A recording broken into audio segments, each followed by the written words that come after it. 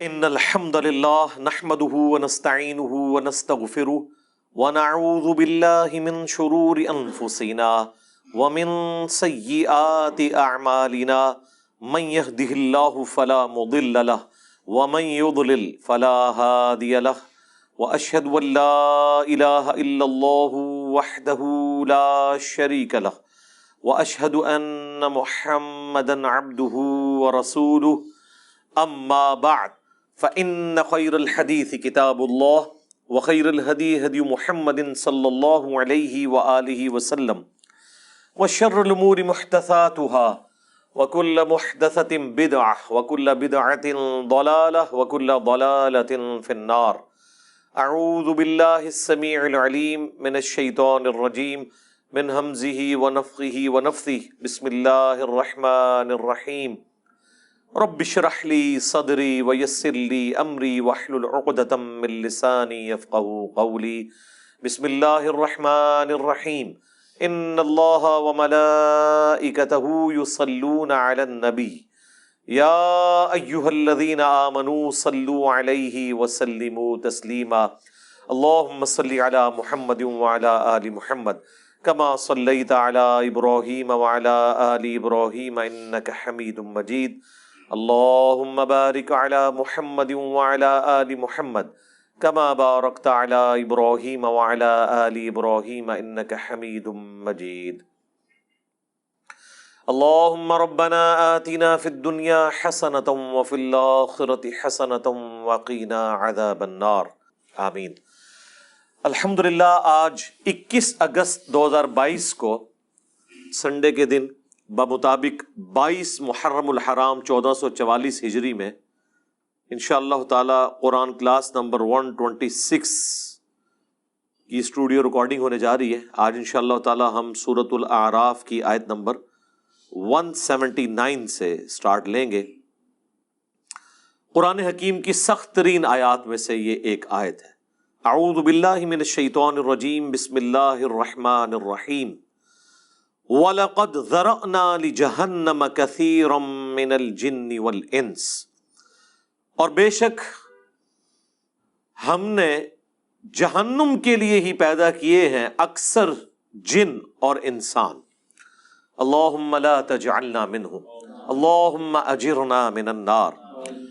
اس کی ریزن کیا ہے وہ تو آگے اسی آیت میں بیان ہوگی، لیکن یہ بہت الارمنگ سچویشن ہے اور پریکٹیکلی ہمیں نظر بھی آ رہا ہے کہ اکثریت جہنم کے لیے پیدا ہوئی ہے.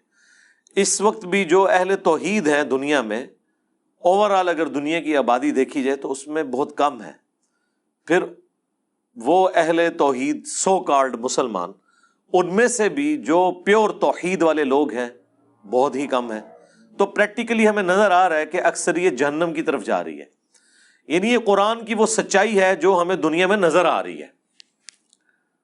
لیکن یہ بڑی الارمنگ سچویشن ہے. دنیا میں اگر یہ اناؤنسمنٹ کی جائے 100 کے مجمع میں کہ میں ایک گولی چلاؤں گا جسے بھی لگ جائے،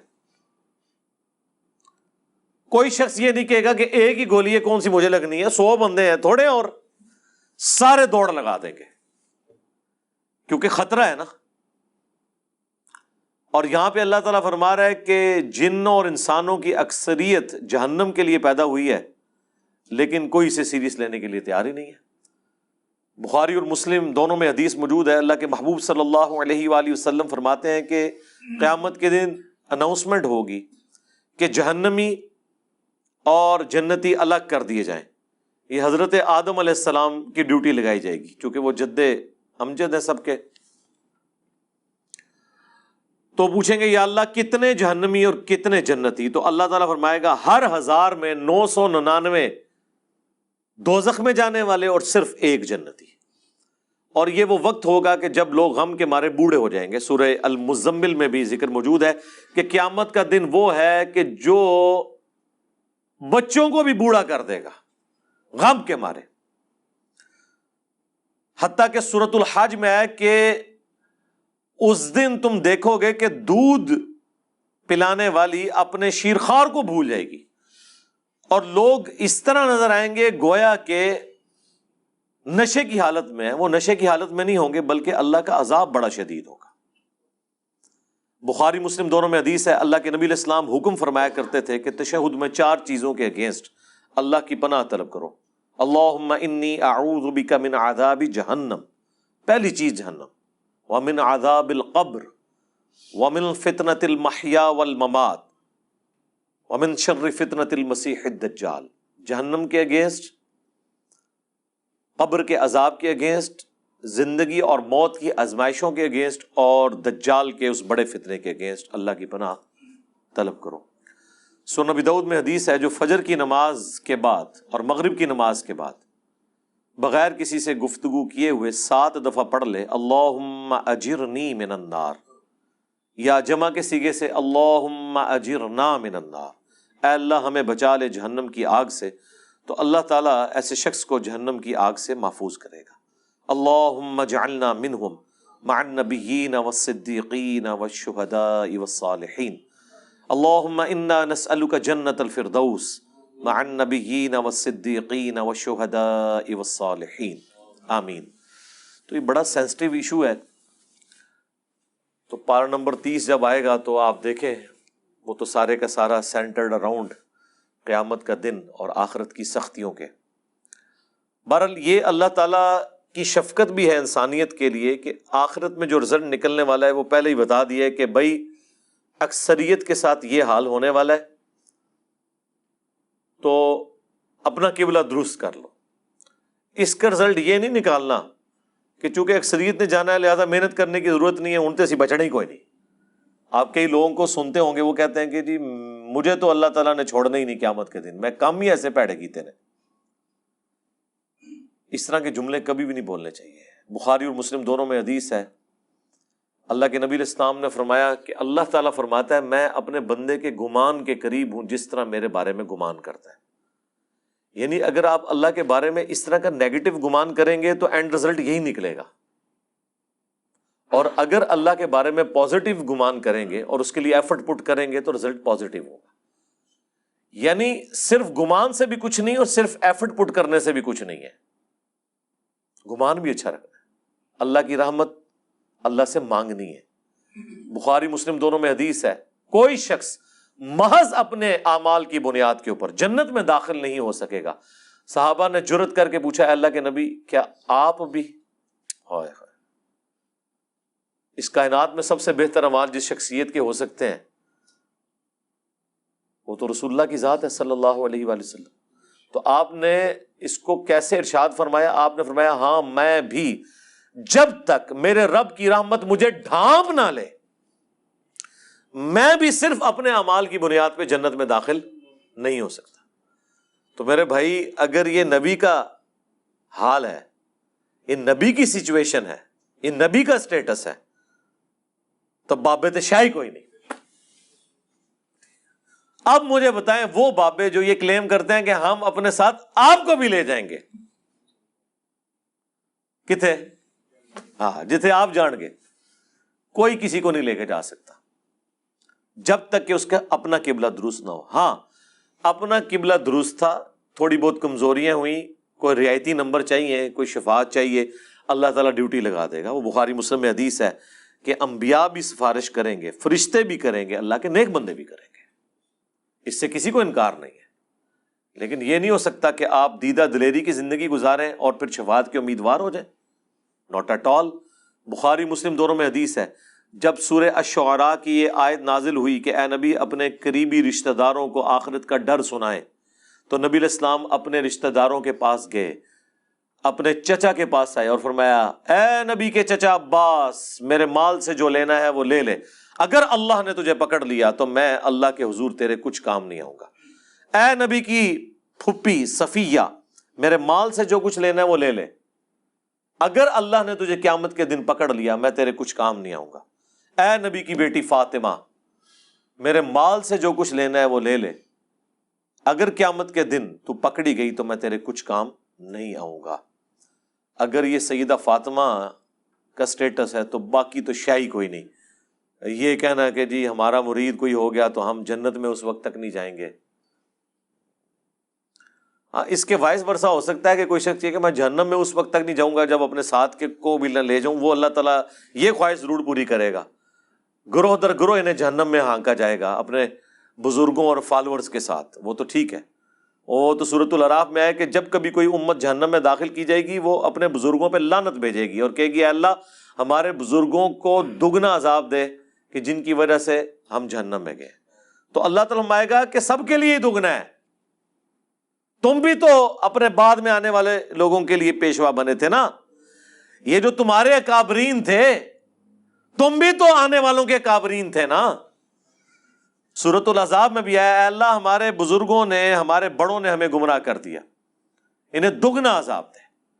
سورہ حامیم سجدہ میں آیا اے اللہ جن اور انسانوں میں سے وہ بزرگ بابے ہمارے حوالے کر جن کے پیچھے لگ کے ہم گمراہ ہوئے، ہم انہیں اپنے پاؤں کے نیچے روندیں گے آج۔ جس طرح ان کے پاؤں کے تلوے چاٹتے تھے نا دنیا میں، اب ہم انہیں اپنے پاؤں کے نیچے روندیں گے کہ انہوں نے ہماری آخرت برباد کر دی۔ یہ بڑا سینسٹیو ایشو ہے۔ جب اتنا خطرناک نہیں بلکہ خطرے ناک مسئلہ ہو، پھر اس کی سینسیوٹی کے پوائنٹ آف ویو سے اسے اتنے شد و مت کے ساتھ بیان کرنا چاہیے۔ یہ میٹھی میٹھی باتیں کرنے سے آپ کو آخرت کے بارے میں کبھی بھی آئیڈیا نہیں ہوگا کہ انسان کتنے بڑے خطرے سے دوچار ہونے والا ہے۔ یعنی جب اللہ تعالیٰ فرما رہا ہے کہ اس دن خاوند اپنی بیوی کو، بیوی اپنے خاوند کو، بہن بھائی ایک دوسرے کو، ماں باپ اولاد کو، اولاد ماں باپ کو بھول جائے گی، تو مجھے بتائیں اس صورتحال کے اندر کوئی شخص کسی کے جنت کی گارنٹی کیسے لے سکتا ہے؟ اسے تو اپنی فکر لگی ہوئی ہوگی۔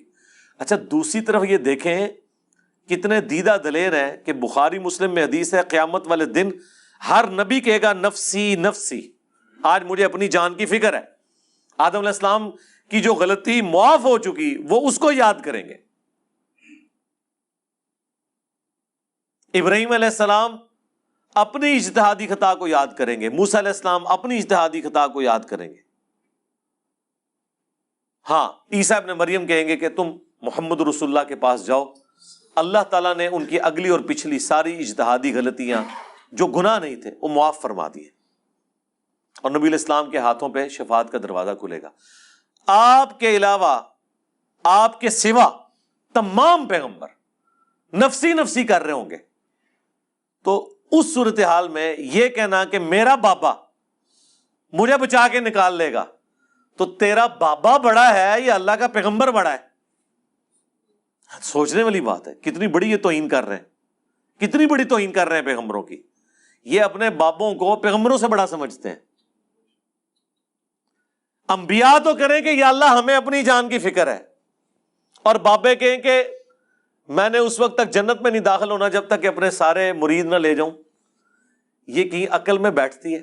اسی لیے یہ بالکل ٹھیک کہتے ہیں کہ قرآن و حدیث ڈائریکٹ نہیں پڑھنا، گمراہ ہو جاؤ گے، کیونکہ جس سے وہ ہدایت بنائے بیٹھے ہیں وہ تو ہے گمراہی، اور جو اصل ہدایت ہے اس کو وہ گمراہی کہتے ہیں۔ یعنی جب وہ آپ کو کہہ رہے ہیں نا گمراہ ہو جاؤ گے، مطلب آپ ہدایت پہ آ جاؤ گے، کیونکہ گیئر ان کا الٹا لگا ہوا ہے نا۔ سورۃ الاعراف میں آیا کہ جو حق سے اناد کرتے ہیں نا ان کی یہ حالت ہو جاتی ہے کہ جب وہ گمراہی کا راستہ دیکھتے ہیں اسے اڈاپٹ کر لیتے ہیں، اور جب ہدایت کا راستہ دیکھتے ہیں اس سے روگردانی کرتے ہیں، کیونکہ وہ اسے سمجھ رہے ہوتے ہیں کہ یہ گمراہی کا راستہ ہے۔ جو اللہ تعالیٰ نے فرمایا کہ شیطان نے ان کے برے اعمال ان کی نظروں میں سنوار دیے۔ سورۃ الکہف میں آیا نا اینڈ پہ جا کے کہ ان کی ساری ایفرٹ دنیا کے لیے ہے، اور یہ سمجھ رہے ہیں ہم بڑا اچھا کام کر رہے ہیں۔ قیامت کے دن ان کے لیے میزان عمل بھی قائم نہیں کی جائے گی۔ جو بڑے مجرم ہیں نا ان کو تو کہا جائے گا تہاڈا تے حساب کرنے دی بھی ضرورت نہیں، ایڈا کام پایا تسی۔ وہ اللہ تعالیٰ نے فرمایا ہے ان کے لیے میزان عدل بھی قائم نہیں کی جائے گی، سیدھے اسٹریٹ جان گے، سنا ٹاپ و ٹاپ۔ اتنا سینسٹیو ایشو ہے۔ تو یہ پوری صورتحال میں اسی لیے آپ دیکھیں قرآن کا جو مرکزی ٹاپک ہے وہ انذار ہے، انذار، ڈر سنانا۔ وَأُوحِيَ إِلَيَّ هَذَا الْقُرْآنُ لِأُنذِرَكُم بِهِ وَمَن بَلَغَ۔ اے نبی تم فرما دو کہ مجھے قرآن اللہ نے اس لیے وحی کیا کہ تاکہ میں تمہیں ڈر سنا دوں، اور جس تک یہ کتاب پہنچ جائے وہ بھی اس کتاب کے ذریعے ڈر سنائے۔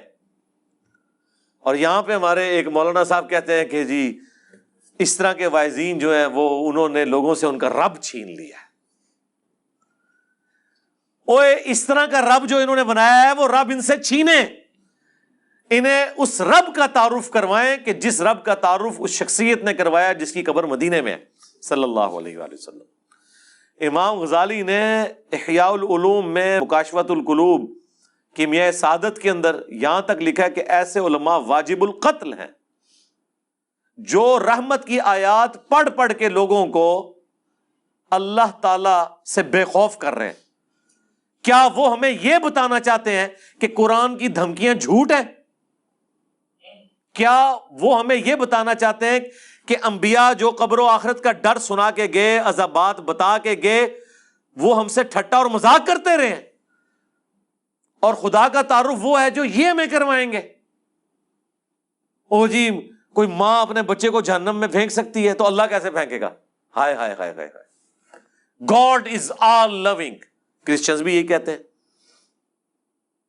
کہ مسلمانوں کا خدا تو بڑا سخت ہے، ہم جس خدا کو مانتے ہیں وہ آل لونگ ہے، تو ہم پھر انہیں کہتے ہیں رکو ذرا، صبر کرو، ابھی فیصلہ کر لیتے ہیں۔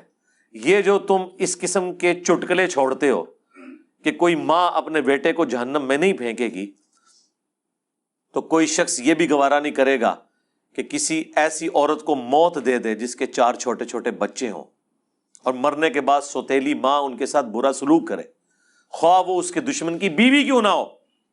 ہاں جی ایسے ہی ہے۔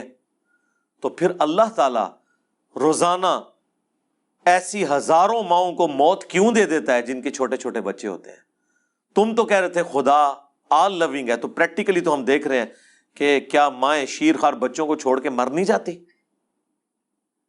تمہاری ڈاکٹرن میں تو کبھی کسی ایسی عورت کو موت نہیں آنی چاہیے اللہ کی طرف سے، کیوں آتی ہے؟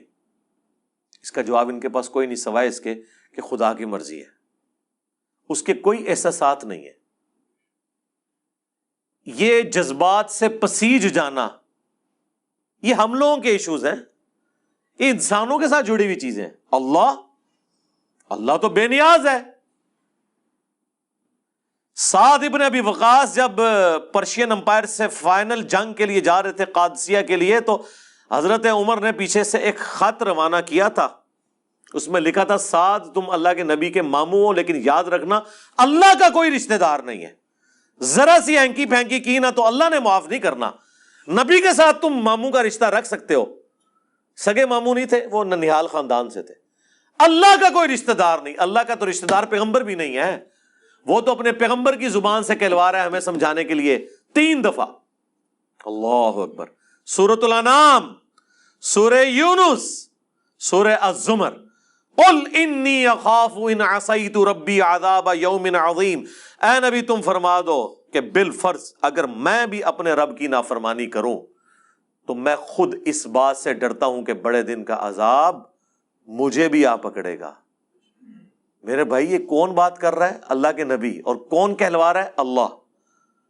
تو جب نبی کے جیسا ہے ہی کوئی نہیں تو تہاڈے بابے تے شاہ ہی کوئی نہیں جن کے اوپر تم نے اتنا تکیہ کیا ہوا ہے۔ کیا کبھی آپ نے حضرت ابوبکر، عمر، عثمان و علی سے سنا کہ جو ہمارا مرید ہو جائے ہم اس وقت تک جنت میں نہیں جائیں گے جب تک کہ اسے جنت میں لے نہ جائیں؟ نہیں، حالانکہ وہ خود کنفرم جنتی تھے، آخری وقت تک ڈرتے رہے۔ جامعہ ترمذی میں حدیث ہے، حضرت عثمان غنی جب بھی قبرستان جاتے تو بہت روتے تھے۔ لوگوں نے پوچھا کیوں؟ فرمایا اس لیے کہ خود میں اللہ کے نبی سے سن چکا ہوں کہ آخرت کی منزلوں میں سے پہلی منزل قبر ہے، جس کی یہ منزل صحیح نکلی اس کی اگلی آسان ہو جائیں گی، اور جو ادھر پھنس گیا اس کی اگلی منازل مشکل در مشکل در مشکل ہو جائیں گی۔ اسی کو پنجابی میں ہم کہتے ہیں نا کہ عقل نہ ہوئے تے موجیں ہی موجاں، عقل ہوئے تے سوچیں ہی سوچاں۔ یعنی جو عقل نہ رکھے، سوچے نہ، اپنے دماغ کو استعمال نہ کرے تو موج مارے، اسے کیا پتا اس کے ساتھ کیا ہونے والا ہے۔ لیکن جسے عقل ہوگی وہ ہر وقت سوچے گا کہ یار میرے ساتھ بننا کیا ہے۔ یہ وہ چیز تھی جو صحابہ کو، اہل بیت کو، صحیح العقیدہ، تابعین، تبع تابعین کو ہمیشہ گاڈ اورینٹڈ رکھتی تھی۔ وہ کبھی بھی آخرت کے عذاب سے بے فکر نہیں ہوتے تھے۔ آپ قرآن دیکھ لیں، اچھا عام بندے سے پوچھیں نا قرآن، وہ جی قرآن تے رحمت ہی رحمت ہے جی اللہ دی، پڑھا ہے ہی کدے؟ کوئی پتہ نہیں۔ پڑھا ہوتا تو تجھے پتا ہوتا کہ رحمت کس کے لیے ہے۔ اللہ تعالیٰ نے کبھی بھی توبہ اور رحمت کا ایبسولوٹ وعدہ کسی کے ساتھ نہیں کیا، سوائے اس کے کہ جو اپنی اصلاح کر کے درست روش اختیار کر لے۔ دیکھیں نا سورہ النحل کے اینڈ پہ جا کے کتنی سخت آیات ہیں۔ اس کے بعد بھی اگر کسی کو نہیں سمجھ آتی تو ٹھیک ہے، اس کی بدقسمتی ہے۔ ہم تو قرآن سے احادیث سے حوالے دے کے سمجھا ہی سکتے ہیں نا جی، زبردستی تو نہیں کر سکتے۔ اللہ تعالیٰ فرماتا ہے ثم ان ربک للذین عملوا السوء بجہالہ، سورہ النحل آیت نمبر 119۔ اس کے بعد تیرا رب ایسے لوگوں کے حق میں جو برے اعمال کر لیں جہالت کی بنا پر، ثم تابوا، پھر توبہ کر لیں، یعنی اللہ کی طرف پلٹ آئیں، من بعد ذالک، اس گناہ کے کرنے کے بعد، وَأَصْلَحُوا، اور اپنی اصلاح بھی کر لیں، إِنَّ رَبَّكَ مِن بَعْدِهَا، تو بے شک تیرا رب یہ کچھ کرنے کے بعد لغفور رحیم، ضرور بخشنے والا مہربان ہے۔ یعنی بخشنے والا مہربان کس صورت میں ہے؟ جب کوئی شخص توبہ کرے، توبہ کرنے کے بعد اپنی اصلاح کر لے تو اللہ تعالیٰ معاف کرے گا۔ لیکن آپ کو ہمیشہ آدھی پکچر بتائی جاتی ہے۔ اسی طریقے سے سورۃ الحجر میں ایک بڑی ڈسائسو آیت ہے۔ دیکھیں جی قرآن، پھر ہم اسی لیے تو کہتے ہیں نا کہ پھر قرآن کا خدا جو ہے پھر کوئی اور ہے، نعوذ باللہ من ذالک۔ یعنی ان لوگوں نے جو اللہ تعالیٰ کا ایک تعارف کروایا نا ایک بوڑھی نانی اماں کا، اور جی 70 ماؤں سے زیادہ، ہاں جی ابو جہل نال بھی، ہاں جس نے سیدنا یاسر اور سمیہ کو ظالمانہ طور پہ قتل کر دیا، اس سے بھی 70 ماؤں سے زیادہ۔ کن کہانیوں میں پھر رہے ہیں؟ اللہ تعالیٰ اپنے جذبات سے نہیں پسیجتا، نہ اس کے ہمارے طرح کے جذبات یا احساسات ہیں۔ اللہ تعالیٰ اپنے نیک بندوں کے حق میں محبت فرمانے والا ہے۔ باغیوں کے لیے صرف اس کی رحمت اتنی ہے کہ وہ ڈھیل دے دیتا ہے کہ میری طرف پلٹ آؤ، لیکن جب وہ پکڑ لے گا نا پھر زمین و آسمان کی ساری مخلوقات مل کے چھڑا نہیں سکتی کسی کو۔ یہ بالکل بات واضح ہے۔ تو یہ سورۃ الحجر کی آیت نمبر ہے 50۔ نبئ عبادی انی انا الغفور الرحیم، اے میرے نبی خبر دے دو میرے بندوں کو کہ بے شک میں ضرور بخشنے والا مہربان ہوں، وَأَنَّ عَذَابِي، اور یہ بھی خبر ساتھ سنا دو کہ میرا جو عذاب ہے هو العذاب العلیم، وہ بہت ہی دردناک عذاب ہے۔ آدھی پکچر نہیں پیش کرنی، پوری، اور وہ جو پوری پکچر ہے نا وہ بھی بیلنس نہیں اسے کر رہی، وہ اس کے حق میں ہے جو اللہ کی طرف رجوع لاتا ہے۔ باغیوں کے لیے کچھ نہیں ہے میرے بھائی۔ اور جی بخاری مسلم میں حدیث ہے، اللہ تعالیٰ نے مخلوقات کی پیدائش سے پہلے عرش پہ اپنے پاس ایک عبارت لکھ لی تھی کہ میری رحمت میرے غضب پر بھاری ہوگی۔ جی بالکل لکھی ہوئی ہے۔ اس کا یہ مطلب ہے کہ کام چوک کے رکھو تو رحمت اپنا کام کر لے گی؟ نہیں، اس کا مطلب یہ ہے کہ انسان اپنی کمزوریوں کی وجہ سے کسی خاص حد تک کی معاملات کو سدھار سکتا ہے، باقی چیزوں کی کمپنسیشن رحمت سے ہوگی۔ جس طرح بخاری مسلم میں ایک حدیث ہے جسے لوگ مس کوٹ بھی کرتے ہیں کہ اگر تم گناہ کرنا چھوڑ دو گے تو اللہ تعالیٰ ایسی مخلوقات کو پیدا کرے گا تمہیں ختم کر کے جو گناہ کریں گے اور اللہ سے معافی مانگیں گے، اور اللہ تعالیٰ انہیں معاف کر کے خوشی محسوس کرے گا۔ لیکن معافی جو ہے وہ پاکستان والی معافی نہیں ہے۔ وہ معافی آپ سن چکے ہیں کہ معافی مانگے اپنی اصلاح کر لے، پھر کہیں وضو ٹوٹ گیا خیر ہے، باغی نہ ہو۔ بغاوت اور چیز ہے۔ بغاوت یہ ہے کہ بالکل کوئی پرواہ نہیں ہے، اور معافی اس کے لیے۔ اچھا یہ جو جتنی معافی کی رحمت کی آیات ہے نا، یہ ان مجرمین کے لیے نہیں ہے جو بغاوت پہ اترے ہوئے، یہ ان کے لیے ہیں جو اللہ کے راستے پہ چل رہے ہیں کہ وہ کہیں پر مایوس نہ ہو جائیں۔ جیسے سورہ الزمر میں ہے نا، لا تقنطوا من رحمت اللہ، اے نبی میرے بندوں کو خبر کر دو اس حوالے سے کہ وہ اللہ کی رحمت سے مایوس نہ ہو، جنہوں نے اپنی جانوں کے اوپر ظلم کیا ہے اللہ کی رحمت سے مایوس نہ ہو، اللہ تعالیٰ سارے گناہوں کو معاف کر دے گا۔ یہ وہ بندے ہیں جو واقعی یہ کیئر کرتے ہیں، یار ساڈا کے بڑھنا ہے، ان کے لیے ساری تسلی ہے۔ باغیوں کے لیے کچھ بھی نہیں ہے۔ جس کو کبھی اللہ کا خیال ہی نہیں آیا، جس نے اللہ کو سیریس نہیں لیا، اس کے لیے کوئی رحمت کی آیات نہیں ہے۔ وہ آیت یہ ہے پھر اس کے لیے وَلَقَدْ ذَرَأْنَا لِجَهَنَّمَ كَثِيرًا مِّنَ الْجِنِّ وَالْإِنسِ، وہ جہنم کے لیے پیدا ہوئے اکثریت۔ اچھا میرے بھائی، جب اکثریت جہنم کے لیے پیدا ہوئی ہے تو پھر جنت میں جانے کا سرٹیفکیٹ دنیا کی سب سے مشکل ترین ڈگری ہونی چاہیے، یہ ہے کہ نہیں؟ جب اکثریت جہنم میں جا رہی ہے، ہر 1000 میں سے 999 جہنم میں جا رہے ہیں، لیکن کیس ہمیں الٹ نظر آ رہا ہے، لوگ تو یہ سمجھ رہے ہیں جنت میں جانا تو جو کچھ بھی ہے تیرے محبوب کی امت سے، تو اس کا ٹیسٹ پاس کرنا بھی اتنا مشکل ہے، کیونکہ انعام اتنا بڑا ملنے والا ہے، ہمیشہ کی جنت، کبھی موت نہیں۔ اور سب سے ادنا جو جنتی ہے نا، جو سب سے آخر میں جنت میں جائے گا جہنم سے نکال کے، یعنی جو اپنے گناہوں کا عذاب لاکھوں سال بھگت کے صفائی کروانے کے بعد، اپنی سارے گناہ معاف کروانے کے بعد آخری بندہ جہنم سے نکالا جائے گا، اسے بھی اس پلانٹ ارتھ سے 10 گنا بڑی جنت ملے گی۔ 10 زمینیں 40,000 کلومیٹر کے سرکمفرنس کی۔ آپ پوچھ رہے ہوتے ہیں اتنے سیارے کیوں نے؟ 10.5 ہیں انشاءاللہ، ٹھیک ہے جی۔ جو آخر میں جائے گا اس کا یہ حال ہے، اور جو بغیر حساب و کتاب کے جائے گا، یا جو نیکیاں بھاری ہونے کی وجہ سے حساب و کتاب سرسری حساب کے بعد چلا جائے گا، اس کے جنت کا کوئی امیجن کر سکتا ہے کس بڑے لیول کی؟ پھر اس سے بڑی بات یہ ہے کہ موت نہیں آنی، بڑھاپا نہیں آنا، پریشانی نہیں آنی، اور جو چاہیں گے وہ ملے گا۔ تو مجھے بتائیں، جب یہ تو آپ سمجھ لیں آلموسٹ اللہ تعالیٰ نے خالق اور مخلوق کا ہی فرق رکھا ہوا ہے، ذاتی عطائی کا فرق رکھا ہوا ہے، باقی اللہ تعالیٰ نے آپ کو شیئر کر دی ہے وہ چیز جو آپ کے اندر چھپی ہوئی خواہش ہے، جس کی وجہ سے انسان دعوی خدائی کرتا ہے۔ ہر بندے کے اندر ایک خدا ہے چھپا ہوا، تبھی تو فرعون نے خدائی کا دعویٰ کیا۔ حکمران اپنے آپ کو خدا کہتے نہیں، لیکن وہ اپنے آپ کو الٹیمیٹ سمجھتے ہیں دنیا میں۔ یہ خواہش جنت میں پوری کر دے گا اللہ تعالیٰ، لیکن پہلے جو ہے نا وہ پدی نکلوائے گا دنیا میں، اس کے بعد آپ کو اہل کرے گا۔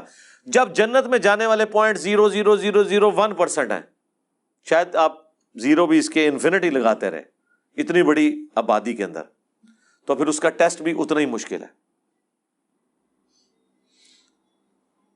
اس کو اب ذرا تھوڑا الٹ کر کے دیکھ لیں کہ اگر اللہ تعالیٰ کے لیے یہ ایشو اتنا سینسٹیو ہے تو پھر یہ یاد رکھیں، سزا پھر یہی ہوگی کہ اگر کسی نے 50-60 سال کا شرک کیا تو جہنم میں بھی پھر ہمیشہ کے لیے جائے گا، کیونکہ شرک اتنا بڑا گناہ ہے کہ اگر شرک نہیں کیا اور اوبیڈینٹ ہے تو ہمیشہ کی جنت مل رہی ہے۔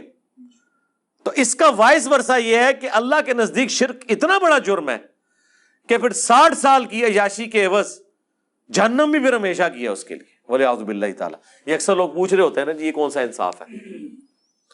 کبھی کسی نے یہ نہیں پوچھا کہ یہ کون سا انصاف ہے کہ 50-60 سال کی زندگی دے کے آخرت کی ہمیشہ کی زندگی مل رہی ہے؟ یہ بے انصافی نہیں آپ کو نظر آ رہی؟ نہیں، وہ تو آپ پریویلیج لے رہے ہیں نا۔ پریویلیجز جب بندہ لے رہا ہوتا ہے وہ کہتا ہے میرا حق ہے، ٹھیک ہے، لیکن جب سزا کی باری آتی ہے نا تو سر یہ بہت بڑا جوا ہے، جوا ہے ہی یہی ہے، 0-1 ادھر یا ادھر۔ اس کے لیے ایفرٹ پھر اس طرح کی پٹ کرنی چاہیے کہ انسان تن من دھن لگا دے اس کے لیے، اور وہی اس چیز کی متقاضی ہے۔ اللہم اجرنا من النار وَلَقَدْ ذَرَأْنَا لِجَهَنَّمَ كَثِيرًا مِّنَ الْجِنِّ وَالْإِنسِ، اور بے شک ہم نے جہنم کے لیے ہی پیدا کیے ہیں اکثر جن اور انسان، لیکن وجہ کیا ہے؟ لَهُمْ قُلُوبٌ لَا يَفْقَهُونَ بِهَا، ان کو ہم نے دل دیے تھے، عقل دی تھی، لیکن انہوں نے کبھی وہ عقل استعمال ہی نہیں کی۔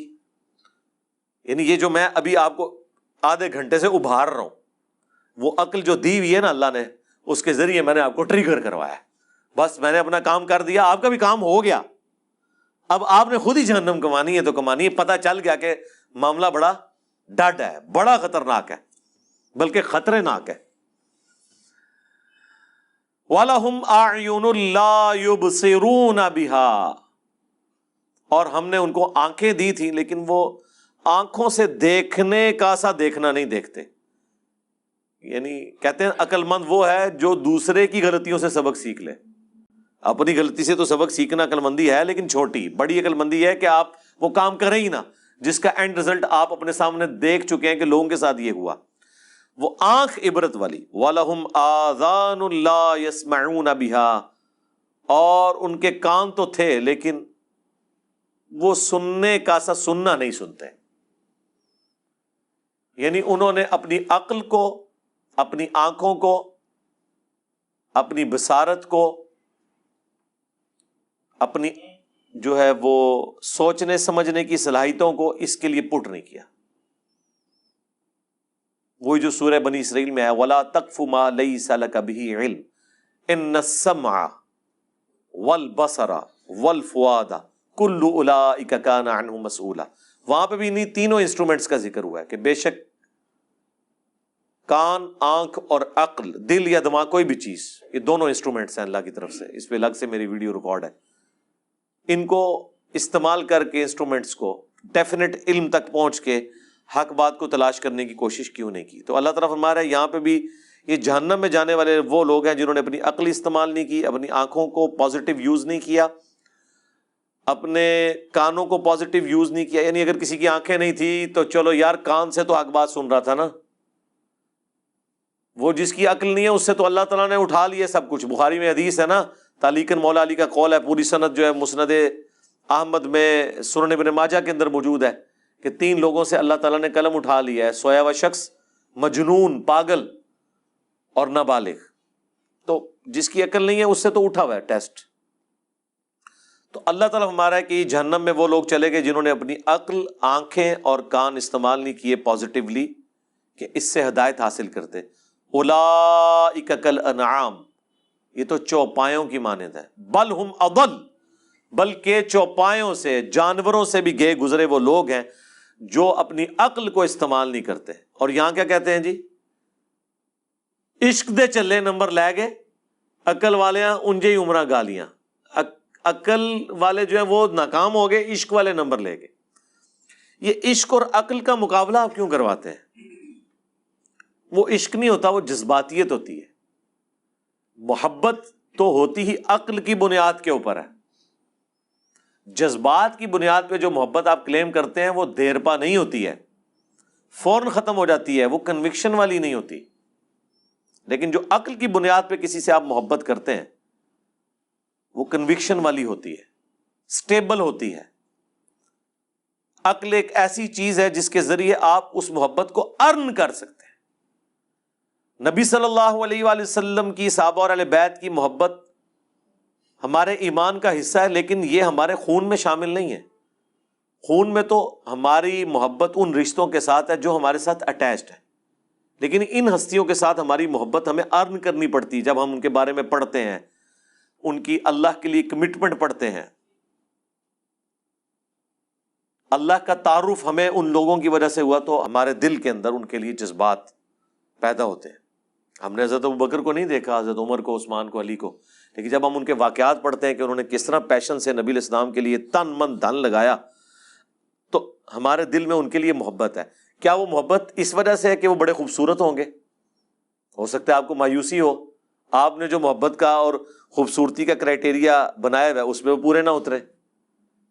ہم بغیر دیکھے ان سے محبت کرتے ہیں ان کے اعمال کی وجہ سے. تو سرکار اللہ کا بھی یہی کرائٹیریا ہے. صحیح مسلم کی حدیث ہے، اللہ تمہاری شکلوں اور مال کو نہیں دیکھتا، دلوں اور اعمال کو دیکھتا. شکل کو کیوں دیکھے گا؟ شکل تو ہم نے خود بنائی نہیں اپنی. تو اللہ کسی کی شکل پہ کیسے فیصلہ کرے گا؟ جو بنائی اس نے خود ہوئی ہے. تو اگر کسی کی شکل خوبصورت نہیں ہے تو اللہ نے اسے دی ہے نا، تو اللہ اس کی شکل کے اوپر کیسے فیصلہ کر سکتا ہے؟ شکل آپ اپنی خوبصورت نہیں کر سکتے، لیکن اپنے اعمال خوبصورت کر سکتے ہیں. دنیا انسان اپنی نہیں بنا سکتا، کوشش کرے بن بھی جائے گی، عین ممکن ہے ناکام بھی ہو جائے، لیکن آخرت کبھی ناکامی نہیں ہوگی اگر دنیا میں آپ نے ایفرٹ پٹ کر لی. اسی لیے اللہ قرآن میں بار بار کہتا ہے کہ ہم آخرت کی نعمتیں دیں گے. اللہ تعالیٰ وعدہ خلافی نہیں کرتا.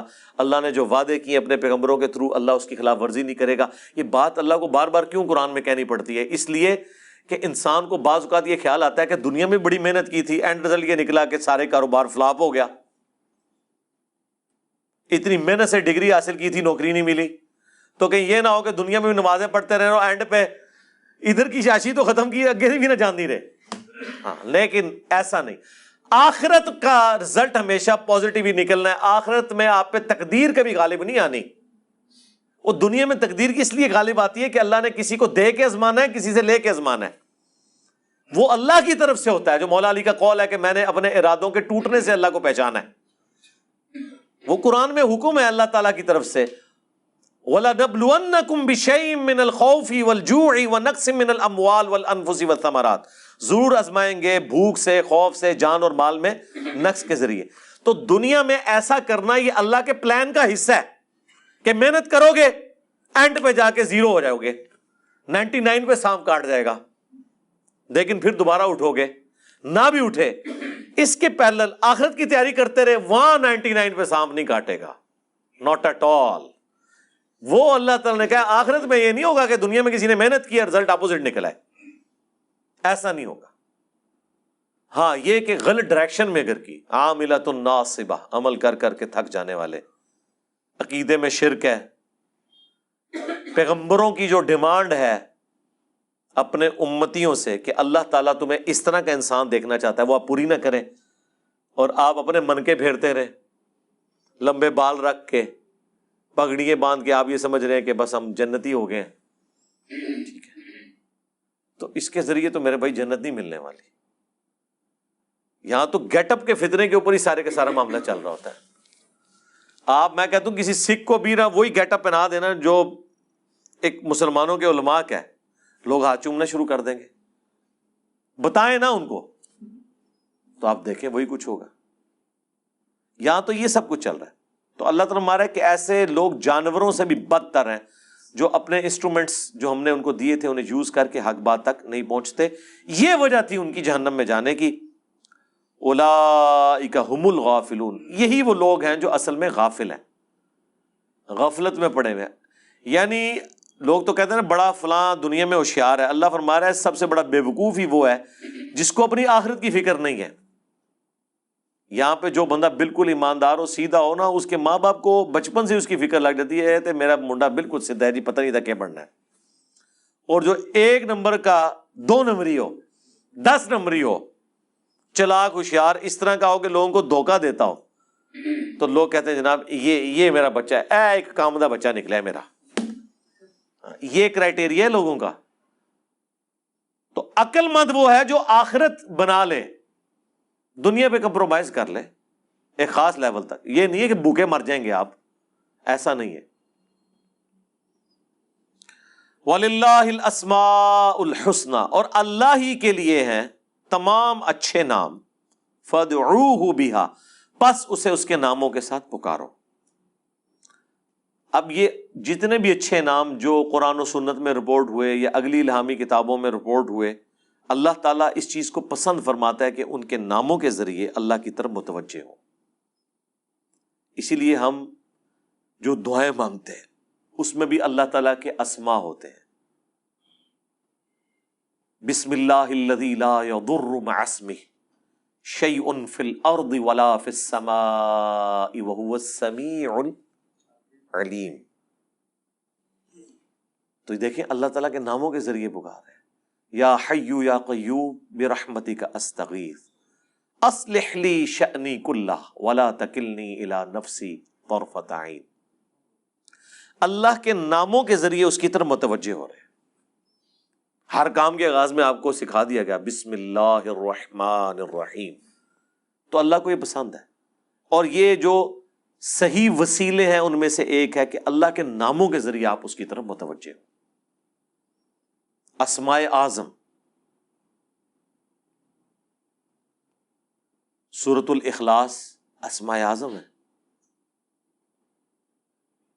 آیت الکرسی, سورۃ الحشر کی آخری 3 آیات, پھر احادیث میں بھی آئے ہیں, سنن ابی داؤد میں حدیث, ترمذی میں, کہ جو شخص ان کلمات کے ساتھ متوجہ ہوتا ہے اللہم انی اسألک بانک انت اللہ لا الہ الا انت الاحد الصمد الذی لم یلد ولم یولد ولم یکن لہ کفوا احد, تو اللہ تعالیٰ اس کو واپس نہیں کرتا. ترمذی میں آیا لا الہ الا انت سبحانک انی کنت من الظالمین، اللہ واپس نہیں کرتا۔ بخاری مسلم میں آیا لا حول ولا قوت الا باللہ، اللہ کے جنت کے خزانوں میں سے ایک خزانہ ہے۔ تو یہ اسماء الحسنہ جو ہے اللہ تعالیٰ کے نام، اس کے صفاتی نام، وہ نہیں ہے جو آپ کو صوفیاء بتا رہے ہوتے ہیں کہ اتنے ہزار دفعہ یہ نام کی تسبیح کھینچ لیں، وہ نہیں، وہ ایک دفعہ ہی بہت ہے میرے بھائی، یہ ایک ہی دوائی کام کر دیتی ہے۔ زیادہ زیادہ 3 دفعہ دعائیں آئی ہوئی ہیں، 7 دفعہ آئی ہوئی ہیں، 10 دفعہ آئی ہیں، اس سے زیادہ نہیں، سوائے تسبیحات کے جو 33 دفعہ ہیں یا 100 دفعہ ہیں۔ دعائیں تو آپ کو آیت الکرسی ایک ہی دفعہ پڑھنی ہے فرض نماز کے بعد۔ ابو داؤد میں حدیث ہے ایک دفعہ پڑھ لو صبح کے وقت، لا الہ الا اللہ وحدہ لا شریک لہ لہ الملک ولہ الحمد وہو علی کل شیء قدیر۔ شام تک اللہ کے قلعے میں ہو، اللہ کی طرف سے شیاطین کے اگینسٹ قلعے میں ہو، شام کو پڑھ لو صبح تک قلعے میں۔ ابو داؤد ترمذی میں ہے کہ جو شخص صبح اور شام 3 دفعہ آخری 3 سورتیں پڑھ لیتا ہے، ہر چیز سے اسے کفایت کر جائے گی۔ بخاری مسلم میں حدیث ہے جو رات کو سونے سے پہلے سورۃ البقرہ کی آخری 2 آیات ایک دفعہ بس پڑھ لے، جو کچھ مانگا مل جائے گا اور ہر چیز سے اسے کافی ہو جائے گی۔ مسلم شریف میں حدیث ہے کہ سبحان اللہ والحمد للہ ولا الہ الا اللہ واللہ اکبر پڑھنا، رسول اللہ فرماتے ہیں مجھے ہر اس چیز سے بڑھ کر محبوب ہے جس پہ سورج طلوع ہوتا ہے۔ دنیا اور دنیا کی ہر چیز سے بڑھ کر یہ پسندیدہ ترین کلمات ہیں جو ہم فرض نماز کے بعد بھی پڑھتے ہیں۔ تو یہ اللہ تعالیٰ کے کلمات ہیں، ان کے ذریعے اللہ کی طرف متوجہ ہوں، اللہ تعالیٰ دعا قبول کرتا ہے۔ وہ ترمذی میں حدیث ہے ایک شخص آیا، اس نے نماز پڑھی، پھر تیزی سے دعا شروع کر دی، آپ نے فرمایا سائل نے جلدی کی۔ ایک دوسرا شخص آیا، اس نے پہلے اللہ کی حمد بیان کی، پھر دروشی پڑھا، پھر دعا مانگی، فرمایا سل تعطا، سل تعطا، مانگ تجھے دیا جائے گا، مانگ تجھے دیا جائے گا۔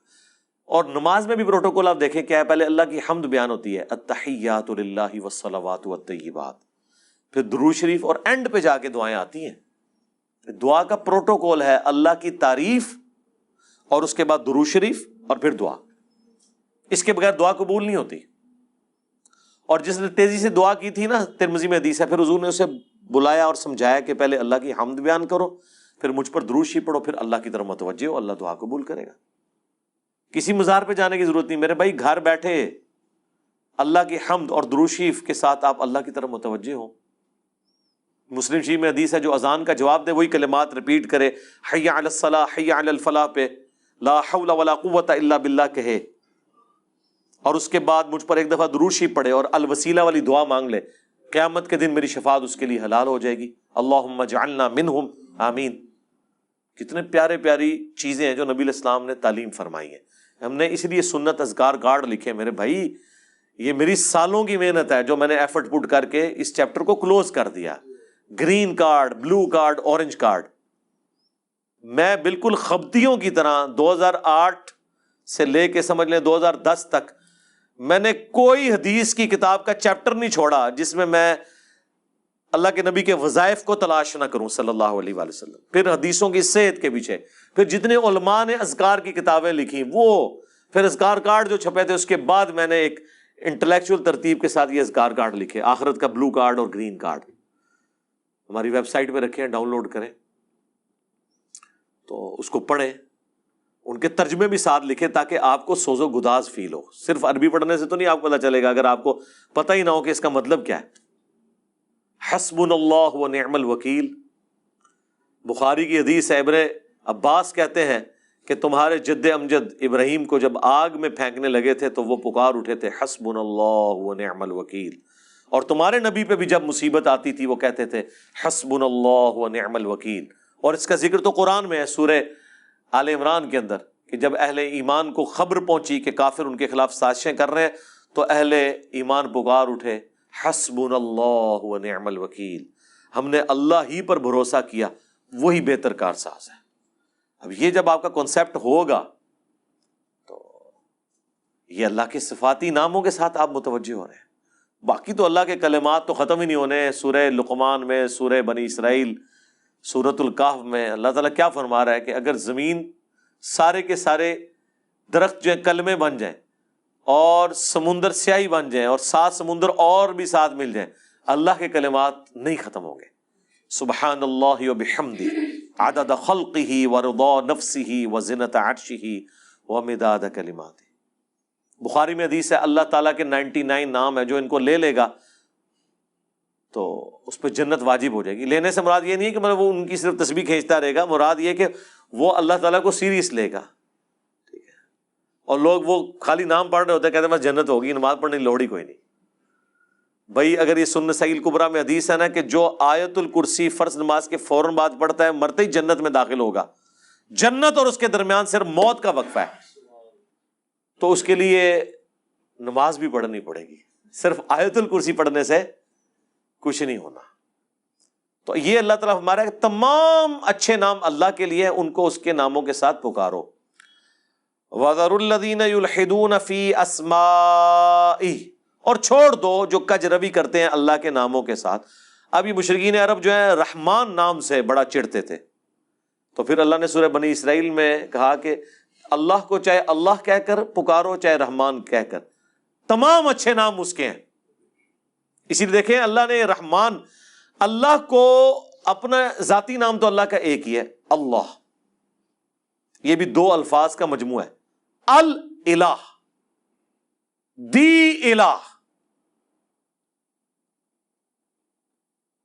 مدینہ کوئی بھی شہر، المدینہ مدینہ المنورہ، الہ معبود جھوٹا ہے سچا کوئی بھی، الالہ ایک ہی معبود ہے سچا۔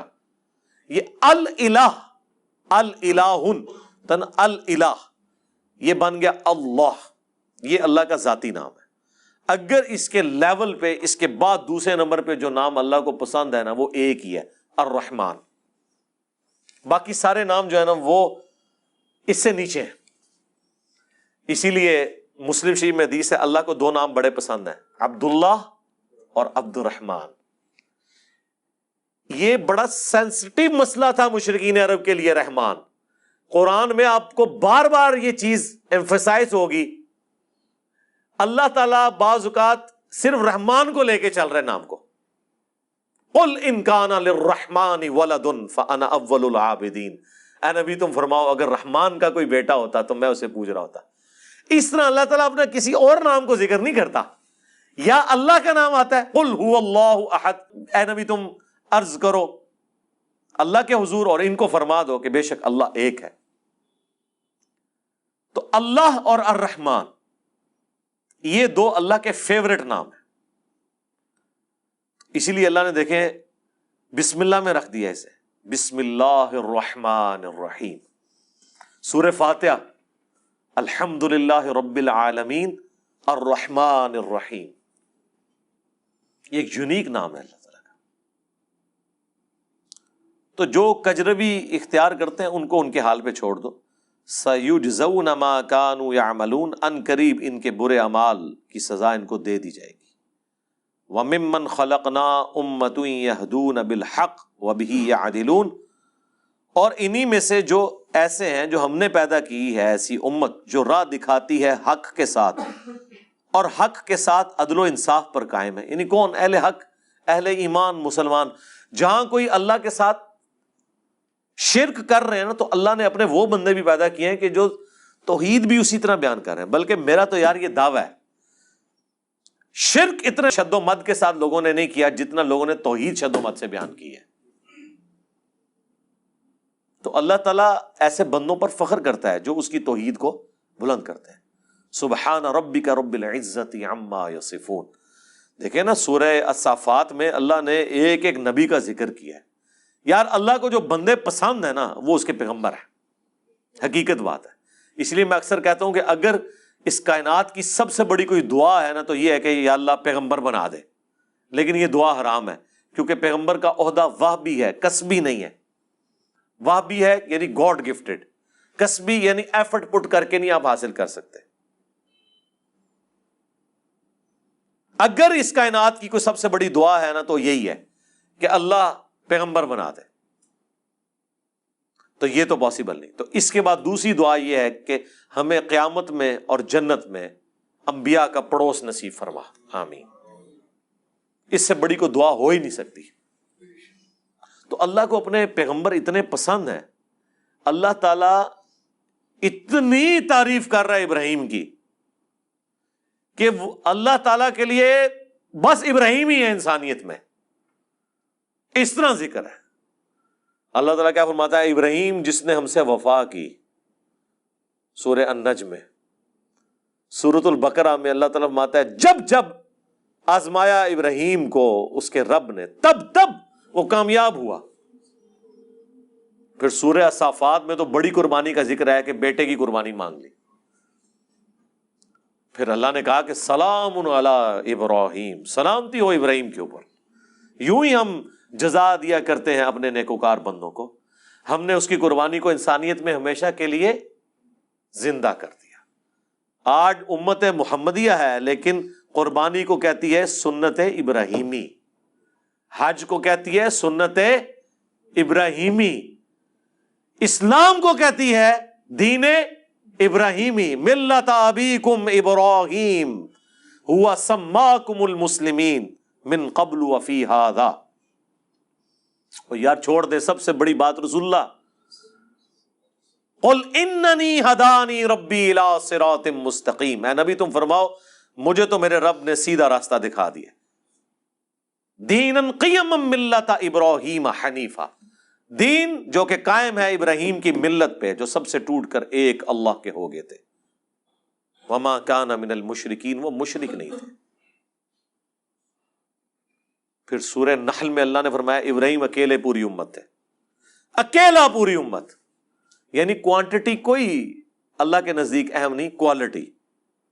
بندہ کہتا ہے کہ پتہ نہیں ابراہیم نے کتنے 90 لاکھ کلمہ پڑھایا ہوئے گا، ہاں آیا نا داڑ تلے، دسو 90 بھی بندے نہ پورے کر سکتے۔ قرآن میں آیا ایک لوط ایمان لایا ابراہیم پہ، یا چند ان کے گھر والے جو بیوی بچے تھے، دیٹس آل۔ 10 کی گنتی بھی پوری نہیں ہوتی، اس لیے اللہ نے کہا ابراہیم پوری امت ہے۔ اللہ کے نزدیک ابراہیم علیہ السلام کی کتنی اہمیت ہے۔ تو سورہ صافات میں اللہ نے ابراہیم کی قربانیوں کا ذکر کیا، نوح علیہ السلام کی کہا سلام علی نوح فی العالمین، ٹھیک ہے۔ موسیٰ اور ہارون کا ذکر کیا، سلام علی موسیٰ و ہارون، ٹھیک ہے۔ اور پھر اللہ تعالیٰ نے اینڈ پہ جا کے کنکلوڈ کیا سورہ صافات میں تمام انبیاء پہ الگ الگ ذکر کر کے ان پہ سلامتیاں بھیج کے اینڈ پہ اللہ نے کہا سبحان ربک رب العزت عما یصفون، تیرا رب پاک ہے ہر اس شرک کی برائی سے جو لوگ اس کی طرف منسوب کرتے ہیں۔ کسی کو یہ ٹینشن نہ ہو جائے کہ اگر اللہ کے ساتھ کوئی شرک کرتا ہے یا اللہ کے لیے برے نام رکھتا ہے یا مخلوقات میں سے کسی کو اللہ کے برابر ٹھہراتا ہے تو اللہ کو کوئی ٹینشن ہو گئی ہے، نو، سبحان ربک رب العزہ، بے شک تیرا رب جو عزت والا ہے، پاک ہے، بلند ہے اس شرک سے جو لوگ اس کی طرف منسوب کرتے ہیں۔ وَسَلَامٌ عَلَى الْمُرْسَلِينَ، اس کے اندر پتہ کیا درد ہے؟ اللہ کہتا ہے ہمارے لیے تو ہمارے پیغمبر ہی کافی ہیں، سلامتی ہو ہمارے پیغمبروں پر، انہوں نے ایسا حق ہمارا ادا کیا کہ پوری انسانیت گمراہ بھی ہو جائے نا ہمیں کوئی پرواہ نہیں ہے۔ ہمارے جو سچے بندے تھے، ابراہیم، موسیٰ، عیسیٰ، نوح، آدم، محمد رسول اللہ صلی اللہ علیہ وآلہ وسلم، ان پر سلامتی ہو، والحمد للہ رب العالمین، اور تمام تعریفیں پھر اللہ کے لیے۔ اس لیے میں نے درود شریف پہ جو لیکچر دیا تھا نا، اس میں بھی میں نے کہا تھا کہ سب سے بیسٹ درود وہ قرآن کے اندر آ گیا ہے، سبحان ربک رب العزت عما یصفون وسلام علی المرسلین والحمد للہ رب العالمین۔ آپ کو مزے کی بات بتاؤں، یہ جو حدیث ہے نا بخاری مسلم کی کہ نبی علیہ السلام فرض نماز کے بعد پڑھتے تھے لا الہ الا اللہ وحدہ لا شریک لہ لہ الملک ولہ الحمد وہو علی کل شیء قدیر اللہم لا مانع لما اعطیت ولا معطی لما منعت ولا ينفع ذا الجد منک الجد۔ بخاری مسلم میں تو اتنی یہ دعا آتی ہے جو حضرت معاویہ نے خط لکھا تھا تو مغیرہ ابن شعبہ نے یہ وظیفہ بتایا تھا ان کو کہ اللہ کے نبی فرض کی نماز کے بعد یہ پڑھا کرتے تھے۔ لیکن ترمذی میں جب یہ حدیث آتی ہے نا، اس کے ساتھ یہ الفاظ بھی ہیں کہ اس کے بعد حضور پڑھتے تھے سبحان ربک رب العزت عما یصفون وسلام علی المرسلین والحمد للہ رب العالمین۔ یہ قرآن کی جناب فیورٹ ترین آیات ہیں۔ مجھے آج بھی یاد ہے میں 2007 میں حج کیا تو 2007 کے اندر 2 حج آئے تھے، ایک جنوری کے مہینے میں اور ایک دسمبر میں، 18 دسمبر کو آیا تھا۔ تو وہ 18 دسمبر والا جو حج تھا نا وہ میں نے کیا تھا۔ تو میدان عرفات میں اس ٹائم تو ظاہر ہے ہم نئے نئے خود ابھی رائے حق کے مسافر تھے، ابھی تو پتہ ہی نہیں تھا کہ اللہ نے کتنا بڑا کام لینا ہے، میں نے تو ابھی کوئی ویڈیو ریکارڈنگز بھی شروع نہیں کی تھی۔ تو میدان عرفات میں مجھے آج بھی یاد ہے، میں جب دعائیں کر رہا تھا نا تو مجھے ایک چیز جو میرے دل میں غم کے طور پہ تھی کہ دنیا کتنی شرک میں ڈوبی ہوئی ہے، اور پیغمبر دنیا میں آتے ہیں، کوشش کرتے ہیں، فٹ پٹ کر کے چلے جاتے ہیں، لیکن پھر بھی ہدایت جن کی نصیب میں ہے وہ حاصل کرتے ہیں جو ایفرٹ پٹ کر رہے ہوتے ہیں۔ تو اللہ تعالیٰ نے اتنی بڑی کائنات بنائی، اتنی مخلوقات پیدا کی، لیکن اینڈ رزلٹ یہ نکلا ہے۔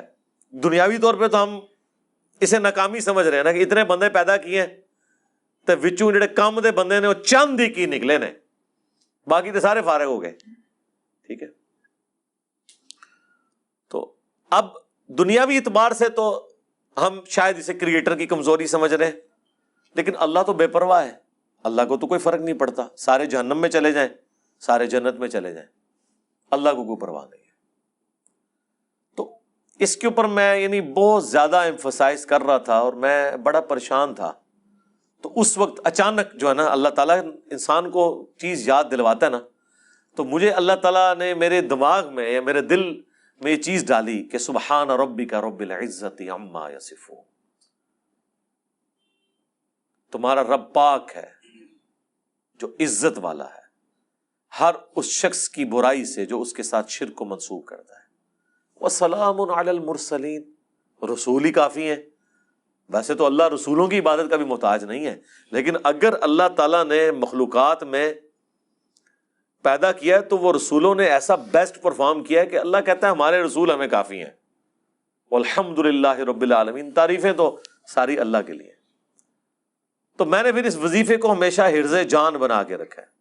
میں ہمیشہ کوشش کرتا ہوں کہ میں اپنی ہر نماز کی پہلی رکعت میں یہ سورہ فاتحہ کے بعد پڑھوں، سبحان ربک رب العزت عما یصفون وسلام علی المرسلین والحمدللہ رب العالمین۔ میں نہیں سمجھتا کہ اس سے بیسٹ الفاظ میں آپ اپنے رب کی طرف رجوع لا سکتے ہیں۔ ساری گمراہیاں، سارے شرک اللہ کو کوئی نقصان نہیں پہنچا سکتے۔ سبحان ربک رب العزت عما یصفون۔ اور اللہ کے بعد اگر کوئی حقدار ہے نا کہ اس کا شکر ادا کیا جائے تو وہ اللہ کے پیغمبر ہیں، جنہوں نے کمٹمنٹ کے ساتھ اللہ کی مخلوق تک اپنا پیغام پہنچایا، اور وہ اللہ نے اس میں ایڈ کر دیا وَسَلَامٌ عَلَى الْمُرْسَلِينَ، سلام ہو رسولوں کے اوپر، وَالْحَمْدُ لِلَّهِ رَبِّ الْعَالَمِينَ، اور تمام تعریفیں اس رب کے لیے جو سارے جہانوں کا پالنے والا ہے۔ تو میرے بھائی، قرآن جس کو بابا مانتا ہے نا وہ پیغمبر ہوتے ہیں، باقی آپ کے بنائے ہوئے باپے ہیں، باقی سارے فالوورز ہوتے ہیں۔ قرآن کی ڈاکٹرن میں امام وقت کا پیغمبر، قرآن کی ڈاکٹرن میں اللہ کا نمائندہ وقت کا پیغمبر۔ اس لیے سورہ زمر میں آتا ہے جب جہنمی جہنم میں پھینکے جائیں گے نا تو فرشتے پوچھیں گے تمہارے پاس کوئی پیغمبر نہیں آیا تھا؟ وہ کہتے ہیں آیا تو تھا لیکن ہم نے جھٹلایا۔ حالانکہ پیغمبر تو صرف ان کے پاس آیا ہوتا ہے جن کے سامنے ہوتا ہے۔ جب ہم سے پوچھا جا رہا ہوگا کہ آپ کے پاس کوئی پیغمبر آیا تھا، ہم کہیں گے کہ آیا تھا تو ہماری موجودگی میں تو نہیں آیا۔ اللہ جس کو امام ڈکلیئر کیے ہوئے وہ وقت کا پیغمبر ہوتا ہے،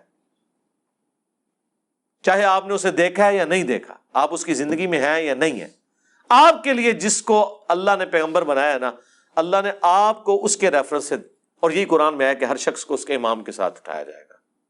ٹھیک ہے جی، اللہ تعالیٰ سے دعا ہے جو حق بات میں نے کہی ہمارے دلوں میں راسخ فرمائے، جو کوئی غلط بات میرے منہ سے نکل گئی اللہ تعالیٰ دھو ڈالے، معاف فرما دے، قرآن و سنت کی تعلیمات پر عمل کر کے دوسرے بھائیوں تک پہنچانے کی توفیق عطا فرمائے۔ سبحانک اللہم و بحمدک، اشہد ان لا الہ الا انت، استغفرک و اتوب الیک، وما علینا الا البلاغ المبین۔ جزاکم اللہ خیرا۔